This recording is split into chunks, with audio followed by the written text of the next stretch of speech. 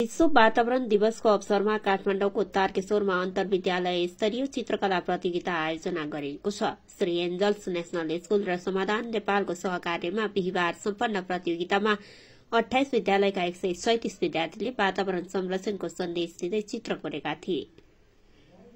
Professor doctor Lokendra शेरचनको प्रमुख आतिथ्यतामा सम्पन्न कार्यक्रमको अध्यक्षता लील बहादुर पुनले गरेका थिए भने निर्णायकको भूमिकामा उपप्राध्यापक गणेश ऋषि रहेका थिए। कार्यक्रमको पहिलो सत्रमा विद्यालयका प्रधानाध्यापक टकबहादुर थापाले र दोस्रो सत्रमा समाधान नेपालका प्रबन्ध निर्देशक एमडी देवेन्द्र अधिकारीले स्वागत मन्तव्य राखेका थिए। कार्यक्रम संयोजक सिमरन महर्जनले सञ्चालन गरेको उक्त प्रतियोगिताको समग्र संयोजन विद्यालयका अन्तर्राष्ट्रिय ईसीए संयोजक सुमन तिमेल सिन्हाले गरेका थिए।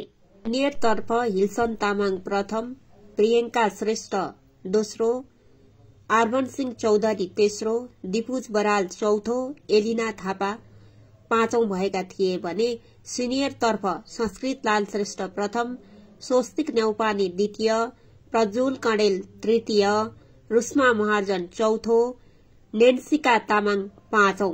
आयोजकका अनुसार दुवै ठाउँमा शीर्ष 10 मा पर्न सफल विद्यार्थीहरूलाई मेडल, ट्रफी, उपहार र प्रमाणपत्र प्रदान गरिएको थियो। साथै सहभागी सम्पूर्ण विद्यार्थीलाई प्रमाणपत्र र डायरी तथा सहभागी सबै विद्यालयलाई प्रशंसापत्र प्रदान गरिएको थियो।